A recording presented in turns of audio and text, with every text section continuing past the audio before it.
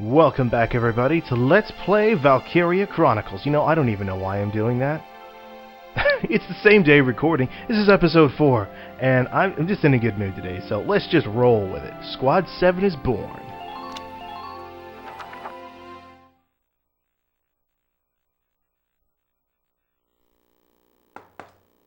Come in. Excuse me, ma'am.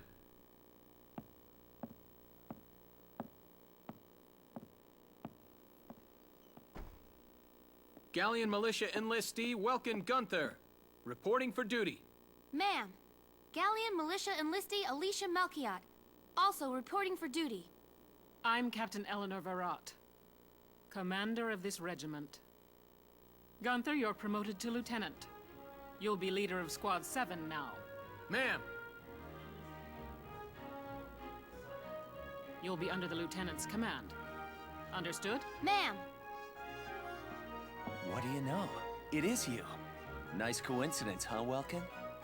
Valdio? I had no idea that you'd enlisted. Yep. Now that there's a real war going on, I joined up. Pretty much all the officer and training boys are here just like you. You know each other. Yes, ma'am. We knew each other at university. Welkin was in science and I was in archaeology. And just look at us now. No archaeology or science. Looks like the two of us are studying more, I guess. Looks that way. It's good to see you. And you. That'll be all for now. There's a strategy briefing later today, but you still have time. Time for you to catch up. You'll be spending a lot of time on the post and in Randgrease. They'll be your new home, so get to know them. That'll be all. Report back in time for the briefing. Until then, you're dismissed.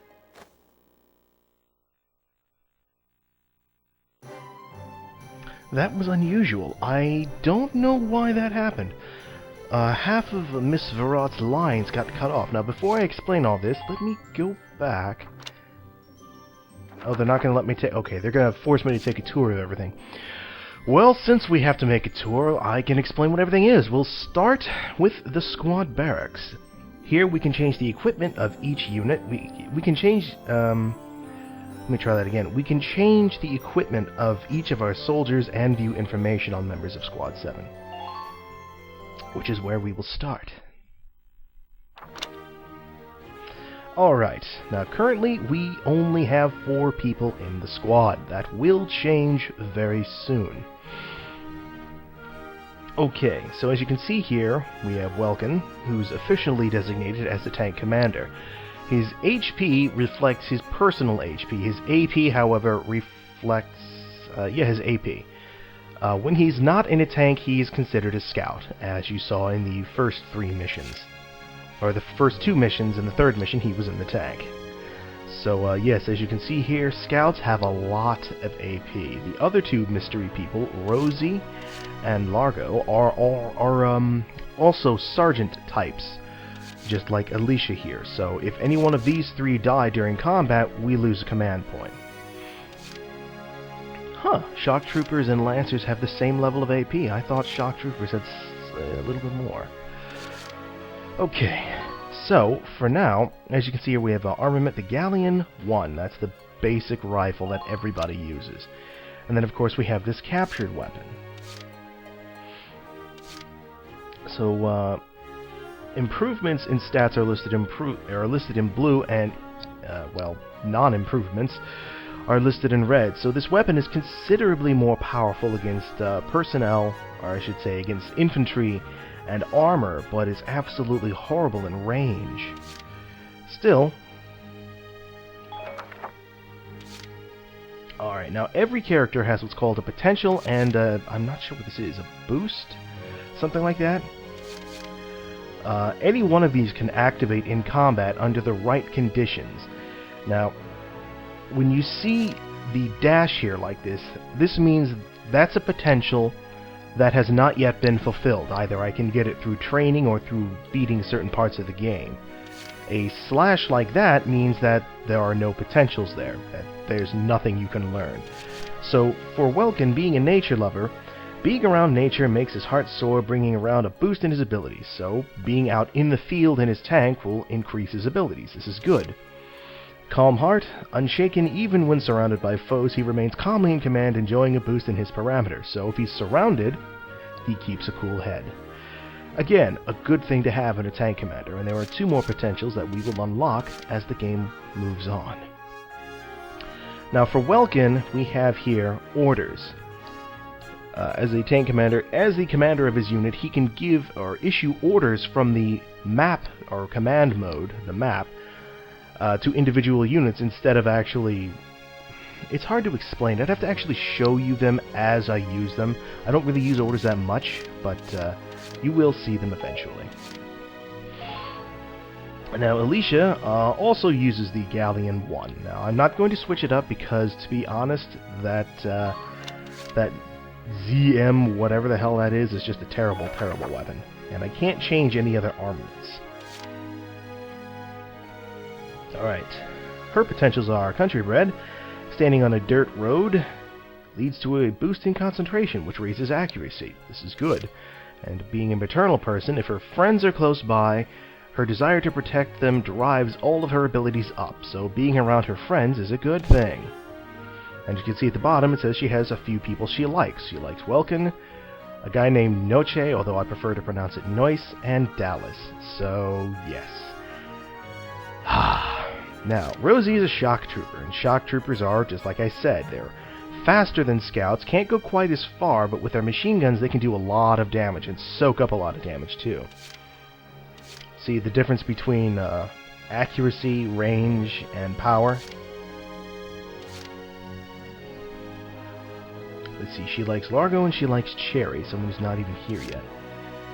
Okay, so right now she has a desert allergy, which means if she's out in the desert, these potentials can activate at random. This doesn't mean that the moment I set her in the desert, she's going to have this allergy. It has to actually activate. But once it does, it sort of acts like poison. Strong-willed, plowing through oncoming fire by sheer force of will, she takes less in damage from interception fire. That's good. And then she's a big sister type, so if she's around other shock troopers, well, her abilities are enhanced. Largo is a Lancer. Lancers are the 3rd type of unit out of 5 that are available. Lancers are, well, they carry that giant lance. You saw some Lancers in one of the opening cutscenes. Lancers are basically anti-tank units. They carry what amounts to rocket launchers. They also have anti-blast armor, so explosions don't do nearly as much damage to them as bullets do. They're pretty tough lot. Pretty tough lot. Alright, so Largo here is a child of nature, so paved roads feel strange and cold, leading to discomfort and lowered defense. This doesn't always happen, but it will happen. He's a loyal teammate, so that means when he's surrounded by his allies, he feels, he feels the drive and energy to work that much harder, enjoying a boost in abilities, sort of like Welkin's nature lover. And then, big-hearted. This is a unique potential. Only Largo has it, as far as I know. His insurmountable spirit is enough to call him back from death, reviving him after his HP reaches 0. Now, I do have a minor problem with this, and that is, every unit class can be split up into one of 2 categories: frontline soldiers and rearline soldiers. Frontline being, scouts and shock troopers. Their job is to be at the front doing the bulk of the fighting. Rearline troopers, they're not as fast, they can't hit as hard, or they have specialities like Largo here. He's a Lancer, so they specialize in anti-tank warfare. When it comes to being on the front lines, they need to stay in the back and fire from afar. So this big-hearted ability would be better for someone like Rosie or even Alicia, who will be in the thick of things more often than he is. Now, since we don't have any other squad members yet, there's not much else we can do in the barracks, but we will come back here, because I will have to show off other potentials and stuff. Next up, we have the command room. It is here that we can change out the members of our squad.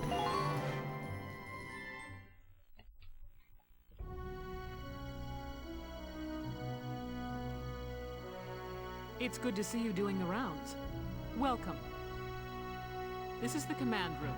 Use it to structure your squad. I will. You will have access to both drafted and volunteer recruits. Now that I think of it, Squad 7 is still short on soldiers, isn't it? I'll explain how this works. But I know already. This is the master list. The recruits have all been assigned classes based on their talents. I should probably touch on the 5 classes, just so we're clear. Okay. First off, you have the scouts. Just like the name suggests, they'll be your eyes. They're actually quite good in combat, too. Their best asset is their mobility. They can go out, collect intel, then make it back safely. That, and a keen eye for enemies. A good scout can spot a man in tall grass from 100 yards. That comes at the price of firepower. Their job is spotting enemies, not taking them out. Surprisingly not true. They are just as effective at fighting as any shock trooper. They just can't take as much punishment, that's all. Next up, the shock trooper. They're the ones to break through enemy lines and clean up.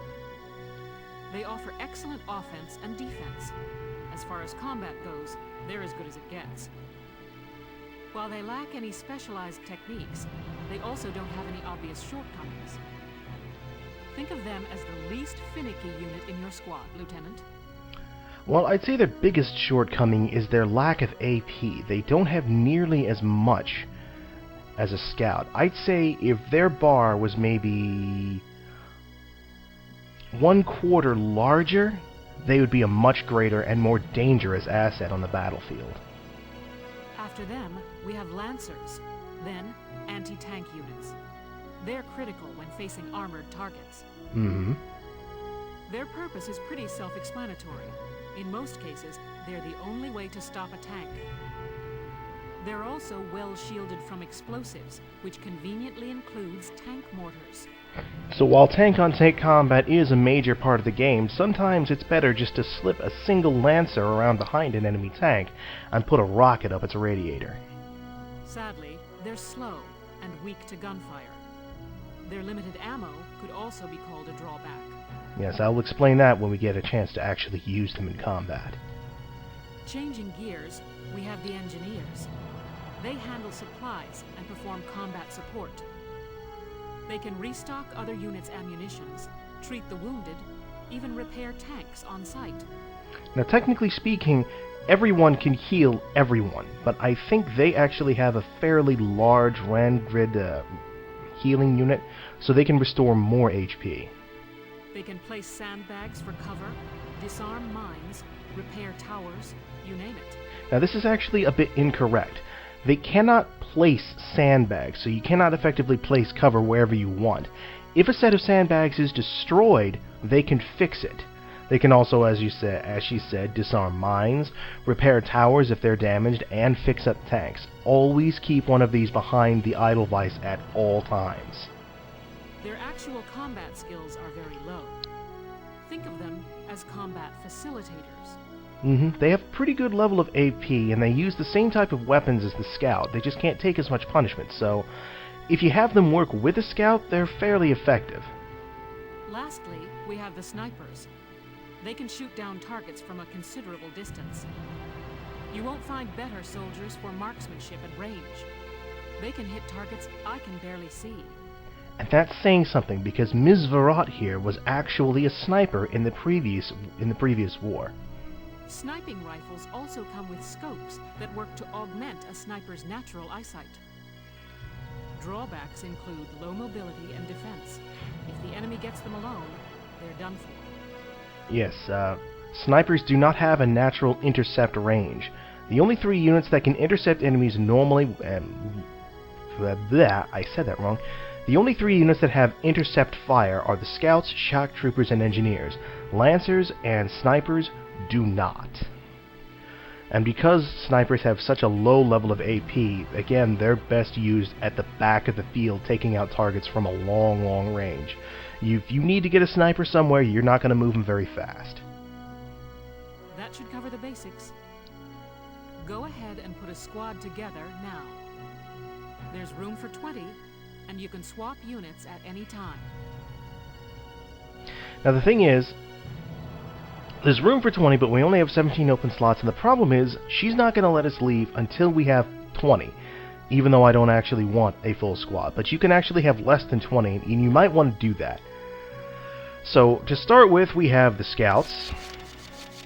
moving on down to the shock troopers, many of which were in the anime. All of these characters were in the anime, but I'll get to that another time. And then, of course, you have the Lancers, the Engineers, and then the Snipers. So we'll start with the Scouts. I usually take a Scout-heavy team. We have Melville Young. I personally don't like him, so we won't be using him. He's also a Chatty Cathy. You can check their potentials. You can check each character's potentials, but not their boost abilities. You have to actually go back to the squad barracks to check that. He has a desert allergy. He's a Chatty Cathy, which means when he's near his friends, he can't help but chit-chat, and that leads to a drop in accuracy. And then he's a troop killer, which means that when he's fighting shock troopers, he gets a boost in attack abilities. And you'd think that'd make him good, but I just don't like him, you know? And there's just something about I don't like Mohawks. I just don't. Ted Ustinov. Let's see, what has he got here? He has a metal allergy, which means when he gets close to tanks, he gets basically the same as Bridget's desert allergy. So as long as they keep him away from tanks, he'll be fine. He fancies men. He likes being around people. He is a natural entertainer, so when he fancies men, it's not so much a I like you, that sort of way, more of a I want to entertain you and make you laugh. And I'll show you what I mean. Thank you, hello. I'm Ted Ustinov, and I've got some great new material for you. I normally don't take him into combat, but I'll give him a shot. Now this is Wavy. He is also a Darkson. I never explained what Darkson are, but that will be explained over the course of the game. It is also a major plot point, so I don't really want to spoil too much, except that they're, not really well liked by a lot of people. Now, this guy was in the anime, and I know that my good friend, whose name I will not mention, will probably kill me if I don't take Wavy with me. So I'm not going to take Wavy with me. Sorry! This guy I do not like. He does not like Welkin, because he has a crush on Alicia. He also has an attitude problem. So, yeah, I'm not going to bother with him. Let's see. This is Ramona Litton. Ah, she's a neat freak and a Chatty Cathy. And no, moving on. Oh, her? She let me down. She's a good soldier. She really is. But one of her potentials is humanitarian, which she'll get later, in which she won't be able to forgive herself for shooting people, so oftentimes she'll just shut down and not shoot. You could have her aiming at a target and start to pull the trigger, and then she'll be like, I can't do it! Dude, I need you to do it. Fire! So she's a great soldier, but unfortunately... That's weird. Now, why wasn't she in my previous game? Did she die at some point or something? Well, anyways, this is Frieza York. She's desert bred, so that means that when she's out in the desert, she gets a boost in evasion. She's a great desert fighter, and she likes guys.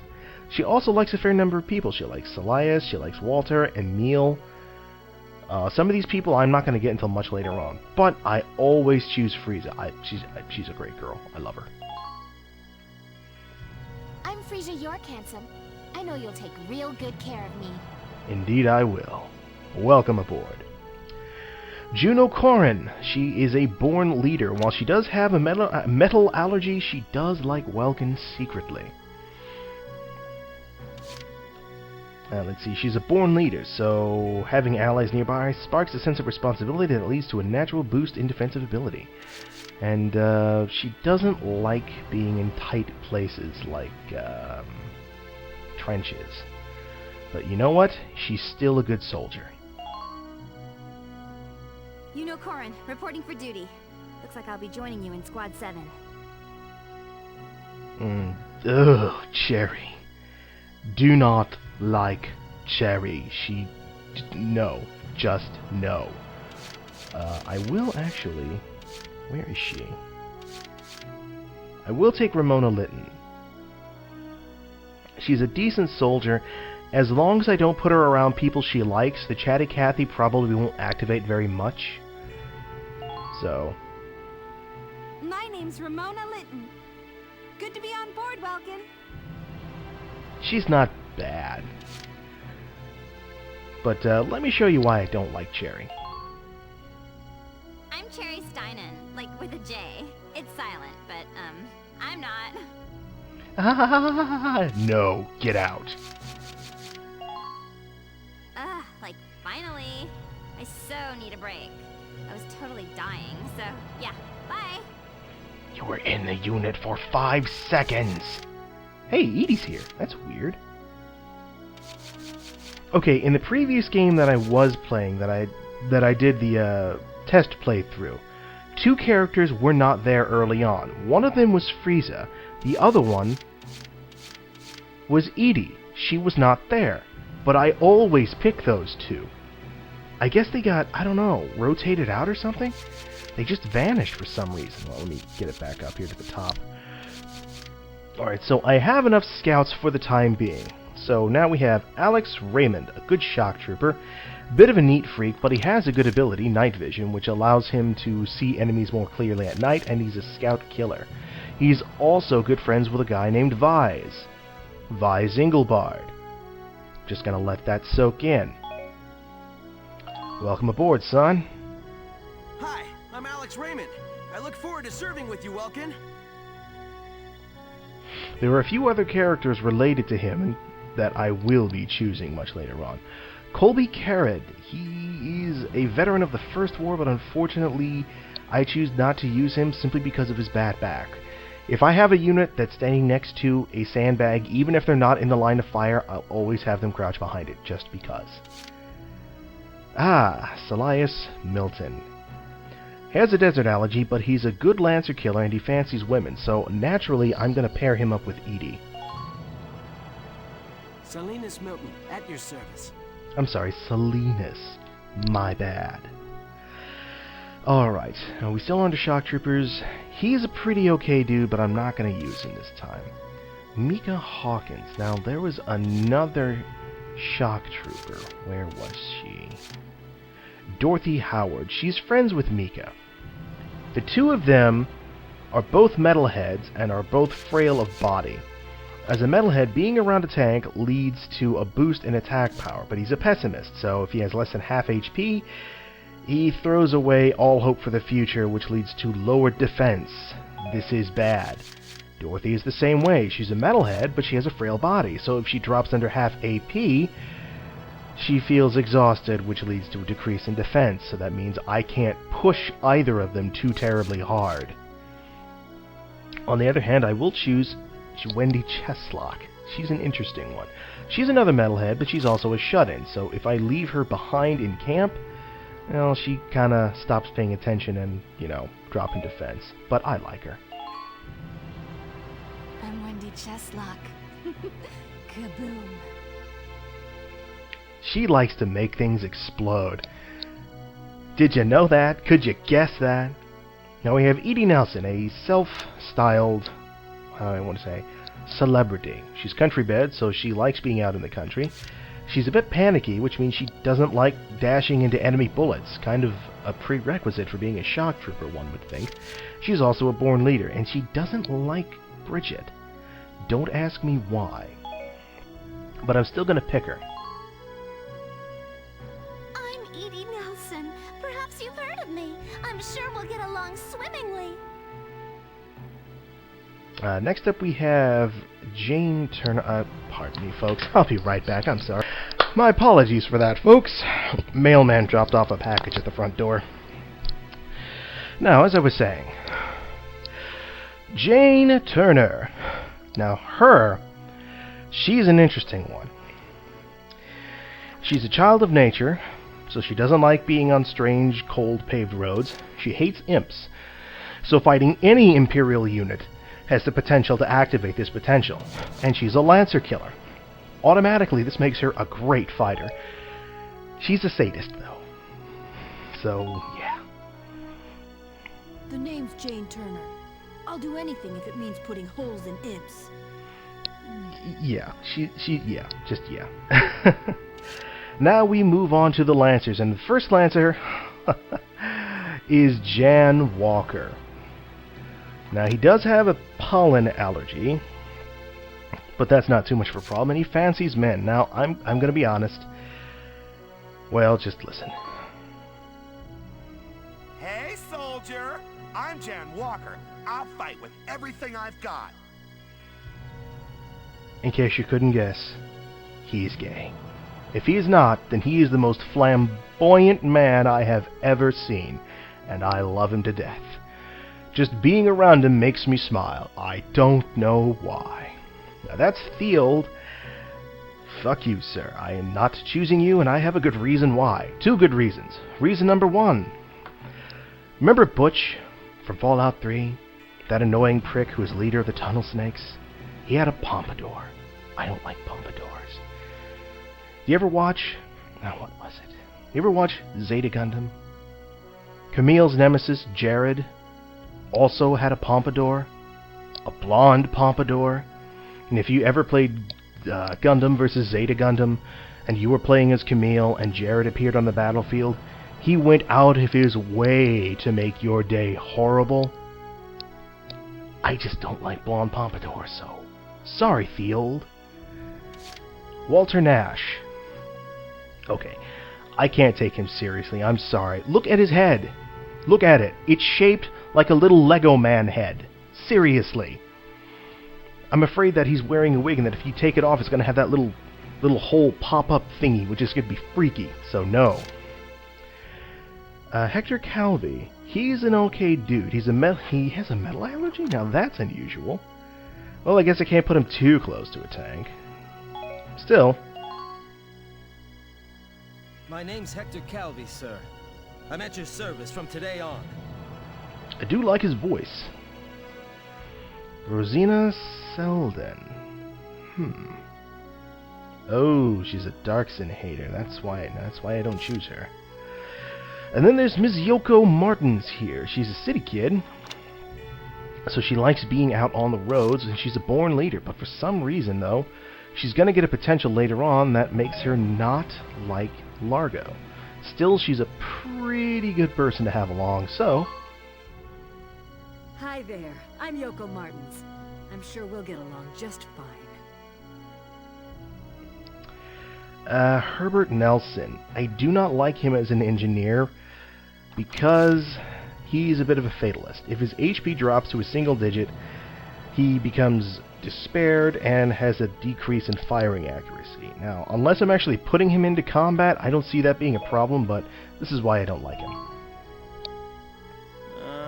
Herbert Nielsen is me. I mean, yeah, I'll try. Get out. Wow, so I guess it's over then?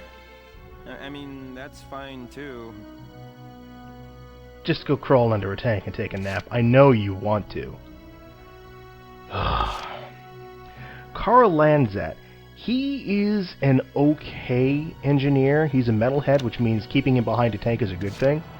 But he gets lonely, so if he gets left behind, he gets a decrease in evasive ability. But again, since I'm going to glue my engineers to the tank anyways, that's not really going to be a problem. The big problem is, his voice actor is Stephen J. Blum, if I'm not mistaken. I could be wrong on that, but I think it is. And he's already played he plays a few roles in this game. You've already heard him once in a cutscene earlier. And there is a character we are going to get later in the game who becomes a permanent part of Squad 7 who has that voice. And I tend not to mix characters who have the same voice actor over and over. So Carl, sorry buddy. That's Dallas Wyatt. She's a pretty decent engineer. She has a desert allergy, which is okay, fine, whatever. She likes women. She doesn't like men, so she's like a closet lesbian, I guess. Now, I got no problem with it. Normally, I would not pick her based on that, just because I don't need someone who's not going to be a team player, who's only going to like one type of people as opposed to another. And as an engineer, I'd have her glued to the tank. Guess who's in command of the tank? A man. So that's going to lead to a drop in her stats. That's not good. Otherwise, I would. Nadine, usually when I choose 2 engineers, I will choose Nadine. She's a decent one. She does have a pollen allergy. She has a Darkson bond, so being around other Darkson is good. And she has camaraderie, so being around other engineers makes her happy. But I'm not going to choose her. Not yet. Wait, yes, actually I am going to choose her. Hello, sir. My name is Nadine. I'm sure I'll be coming to you for help. Now, if you've played Xenosaga, you might recognize her voice. However, we come to my favorite little engineer in the world. Oh, she's so adorable. Claudia Mann. She is a city kid. She prefers to be on paved roads, but she's a bit of a shut-in. So you leave her in camp and she kind of fades away. But I like to keep my engineers next to the tank, or with other people so they don't get shot at, so it's not a problem. Here's why I like her. Hello, I'm Claudia Mann. I'll do my best to live up to your expectations. Oh, she's just so cute. And Caesary, why'd he disappear? Well, anyways, we have 2 snipers here available. That's unusual. Well, I was going to say that as you progress through the game, most of the time the same units will be available over and over again, and you can take them out of your unit and put them back in at any point, but that's not the case. For some reason, Marina, and Caesary weren't available. Now, he's desert bred, so okay. So that means he likes being in the desert. He doesn't like Darksons. Well, he's going to be on his own anyway, so that won't be a problem. He's a sniper killer. And that would make you think he's a pretty good guy to have, but I think there's a reason why I don't like him. Why is that? My name is Cesare Regard, and I'll handle things my own way, thank you. Oh, right! You're not a team player. GTFO. Phew, glad I made it out of there alive. I doubt you'll see me again. Next time I see you, I'm going to run you over with a tank. However, I will choose Marina. Now, she has a pollen allergy, which is fine. She has good night vision, but she's a lone wolf.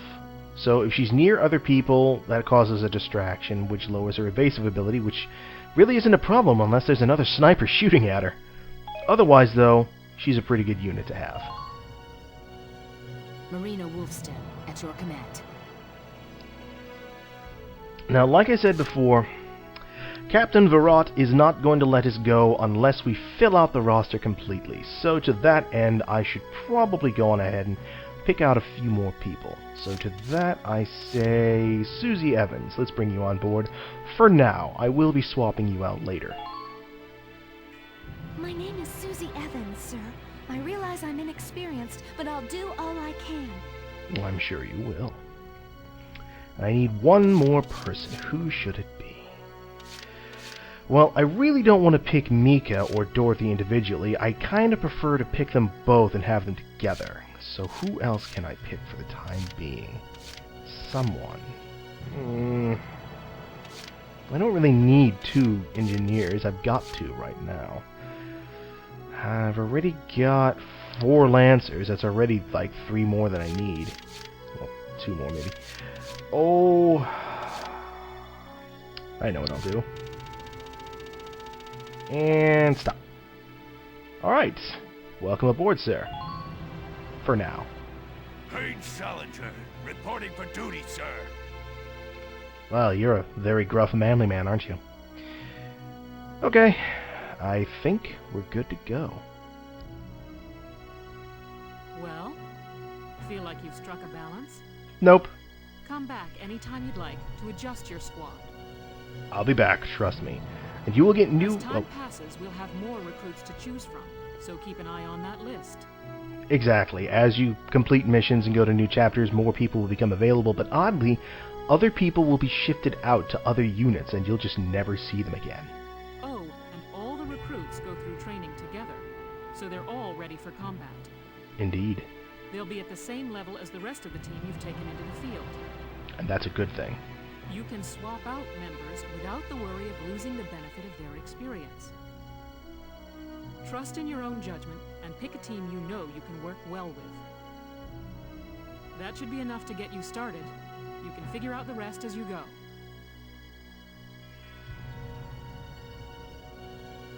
Wow. Squad leader's a lot of responsibility. Come to think of it, Valdio's heading up Squad 1, isn't he? I wonder if he's off sorting through this stuff now, too. I'd better get a move on.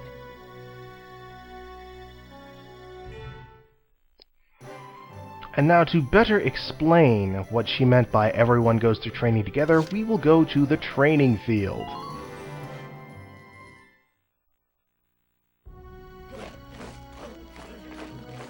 Welcome to your worst nightmare. I'm the guy who's gonna whip you lazy blobs into shape. Still, I can't work miracles here. No amount of drilling beats real combat experience.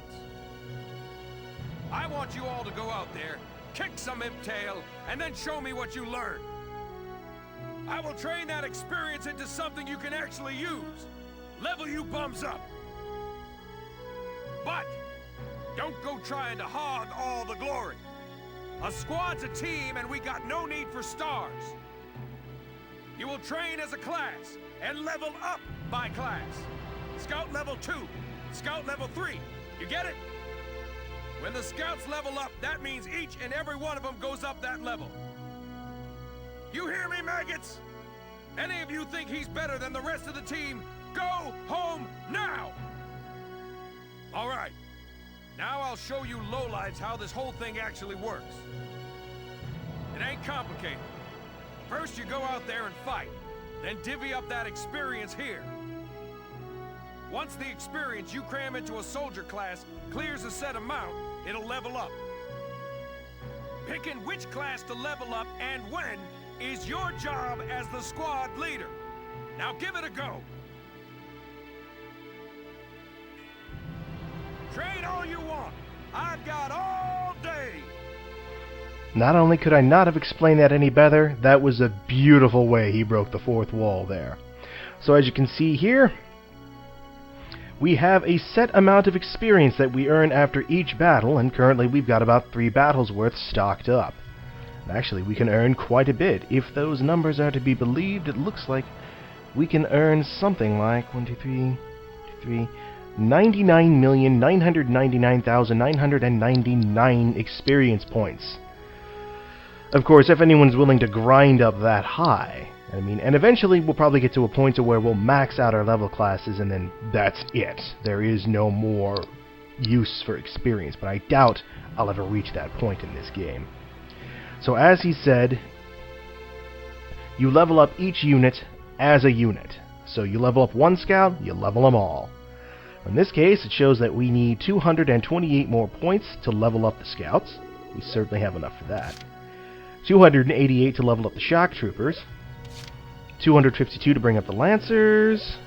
156 to bring up the engineers. And then 276 to bring up the snipers to level 2. Now, bear in mind, all this does is bring up some of their base stats. So leveling up a sniper, leveling up every one of these units will bring up their maximum HP, will increase their defensive and evasive abilities a bit, their accuracy. It will not increase the amount of damage done with their weapons. That requires you to get new weapons, which we will be covering shortly.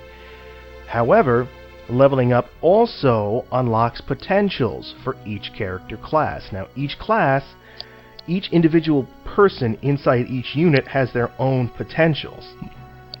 So just because you unlocked one potential, like you saw there were 4 slots for potentials for every character, so if a character has 2 potentials with another third they can unlock, that doesn't mean everyone's third potential is going to be the same. So, let's do this. I got no use for tears. Sweat, sweat, sweat. And everyone leveled up. Good work, maggots. You're one level closer to human. Looks like that session beat a new potential out of the Lancers. Excellent. Looks like that session beat a new potential out of the Snipers.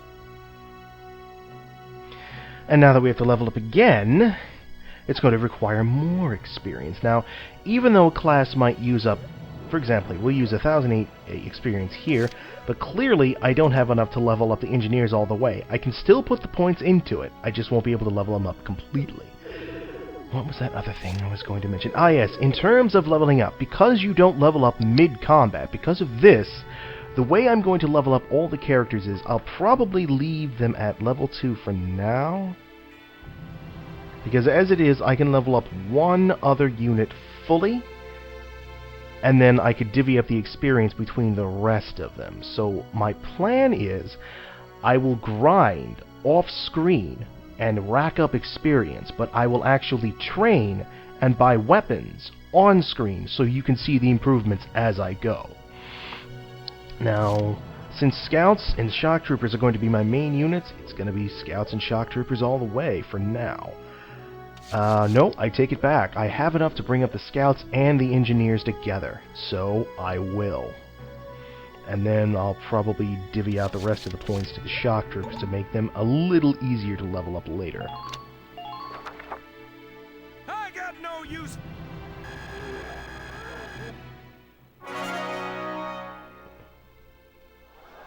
Good work, maggots.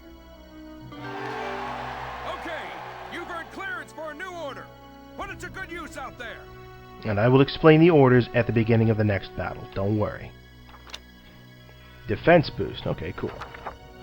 As you can see, we are completely out of experience, so there's not much else we can do here. I can, however, check everyone's potentials and boosts now. Alright, now he said before that that last session beat a new potential out of the Lancers and the Scouts. Not the Scouts, the Snipers. So let's see what we got. Nothing for you guys. Alright. Hey, it wasn't done yet. This is what it was. The healing powers of Rangrid S units are occasionally increased. That's pretty good. He got Tank Killer. When you're a tank, you enjoy heightened accuracy. Obviously, Tank Killer is good for a Lancer to have. You got Tank Killer. You got a First Aid boost. You're an Engineer. You didn't get anything. Ooh! Ooh! Shooting from the top of a ladder. Oh! Now that is a nice potential to have. I like. Got it? That's how training by class works. Now get out there and rack up some experience. Not until the skirmishes are unlocked. Oh, and there's one more thing to add. Hmm? Sometimes leveling up a unit class will unlock a hidden potential in them. Yeah, we just covered this. You can think of potentials as the natural abilities your soldiers have inside them. Those abilities will form a big part of your strength in the field, so keep them in mind. Other times, leveling up a class will earn you clearance for a new order. Again, something we've done. Here, as long as we're talking about it, I'll teach you a classic. A real golden oldie. Oh, cool. Orders are special commands you can give out as the squad leader. They can save your tail. It doesn't take a genius to see that leveling up your soldiers is the best way to beef up your squad. The soldiers will get stronger, and you just might unlock new potentials and orders. All that just from me working you sorry bums into the dirt. I just hope you maggots are ready for a real workout the next time I see you here. It should also be noted that when you level certain classes up to a certain point, they will be given secondary weapons, but you have to get them to that point first. Now finally, the last thing we can go to for now is the R&D facility, where we can upgrade Squad 7's equipment, weaponry, and so forth. This is where money comes into play. Welcome to R&D, man. What can I do you for? Wait, I know that insignia. You're Lieutenant Gunther, aren't you? I knew it! Man, I've heard about you. That evacuation at Brule was just... wow!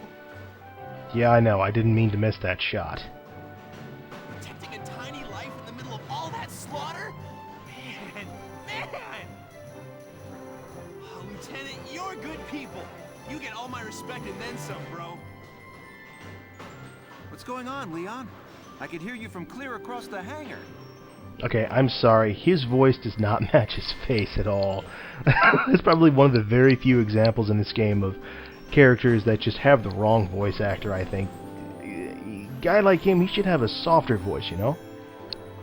Oh, Casey, check it out! It's Lieutenant Gunther! He's the man, man! Sorry about him, Lieutenant. He's like this all the time, I'm afraid. But where are my manners? I'm Kreese Churney. I'm training here as a mechanic. Oh, and I'm Leon Schmidt, but just call me Leon, bro. I'm your boy. So, Lieutenant Gunther, what brings you down to R&D today? We do work here on weapons development, making upgraded weapons and equipment. And that includes rifles and machine guns. We can even soup up your tank. Of course, research expenses aren't cheap. With rifles and other firearms, we'll mass-produce new models as they're developed. You won't have to worry about making enough for your squad. We'll outfit them. For tanks, you can upgrade the baseline performance of the body itself, or develop optional parts that you can add on to tweak out its specs. Right. You can choose which optional parts you want in the tank equipment section. Come in any time and make adjustments based on the needs of the operation at hand. You're just going to okay, see, I'm going to explain all this, so let me do it. I know what to do. Alright, so for now, we can develop weapons or outfit tanks. Now, they both lead to the same thing, ultimately. But first, developing weapons. We can develop weapons for our units or go straight to developing the tank.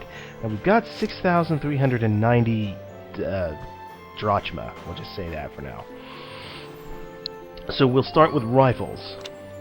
Now, as you can see here, we can get to the Galleon 2, which leads to an increase in accuracy and actually upgrades its power against infantry, taking it from 17 to 22. Also, as you can see, there are a lot of rifles that we can move on to, but not for a while.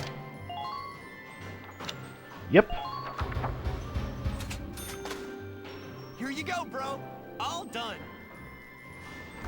You'll notice the rifle looks basically the same, but as the game goes on, the rifles will start looking different. They'll start looking longer, like real rifles. Alright, moving on. Next we have the Mags M1, the mainstay weapon of the shock troopers. We can upgrade it to the Mags M2, which, like the Galleon 2, has a bit of an increase in power to anti-personnel power. Yes, increase this. And this is going to happen every time. Fortunately, you could skip it. Now we move on to the anti-tank lances, the Lankar M1, which is an abbreviation for Lance-Mounted Rocket or something. I'll have to look it up. Upgrading it leads to a boost in anti-armor and anti-personnel power, but more boost in anti-armor power. Since these are the first upgrades, they're relatively cheap. I mean, the only way you couldn't have actually gotten the money to upgrade it is if all you did was go for the baseline objectives in the first 3 missions and ignored every other enemy. And now, the GSR-1 sniper rifle. Upgrading it leads to a decent boost in power.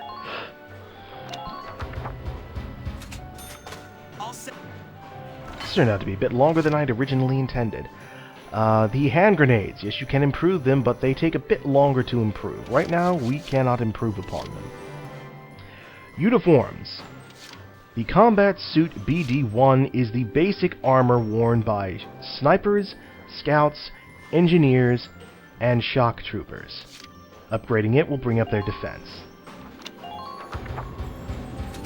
Unlike guns, upgrading armor does not change their outward appearance at all. And finally, we have blast suits, the armor worn by the Lancers. Again, upgrading it will bring up its defensive power, and as you can see, it has a special anti-blast effect. Here you go, bro. So that takes care of our troops. Now we move on to the Edelweiss, and it comes in 3 different categories. First, we have body enhancements. Enhancing these will enhance the baseline stats of the tank. So once those go up, they stay up. The problem is, not only are there a lot of them, they are expensive as hell. So as you can see here, for a mere 1,500, I can increase my range by 200 points. Or reinforce my armor and get 30 points more, which is alright, so we'll hold off on that for now. Treads and other. We can get a spare tread. Now, see how this says block size? That actually means it takes up a certain amount of space.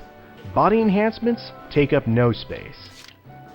So we have a spare tread, which brings up my tread HP by 50 points. A radiator upgrade, which increases my critical defense by 50 points. A bulletproof visor, which increases my accuracy by 5 points, and that's it. Now, unlike the body enhancements, improving attack support and treads and other will actually change the outward appearance of the tank. So adding a bulletproof visor will actually add a bulletproof visor on the tank. The changes are small, so if you don't really pay attention to them, you can miss them pretty easy. So I'll go on ahead and take this one.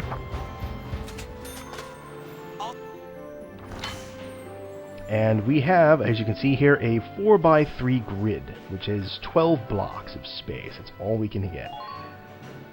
And different units, obviously, are going to take up different levels of space. Now, for now, I'm going to go on ahead and take... What do I want to take? I will take the reinforced barrel. I don't know if the body enhancements might actually change. I'm not sure. I don't think so. Now, unfortunately, we're out of cash, so we can't get anything else. But we will.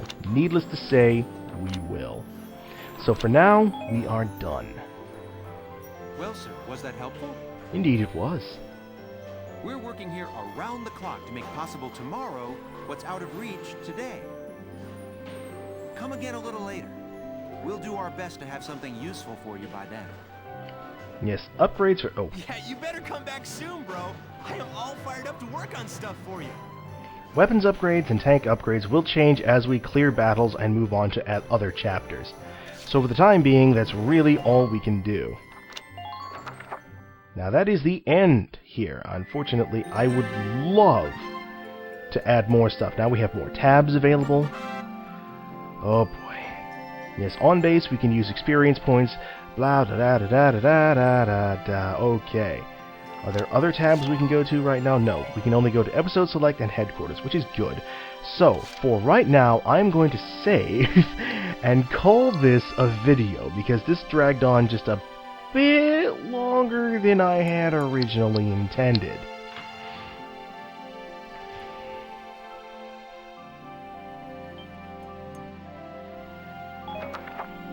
Alright folks.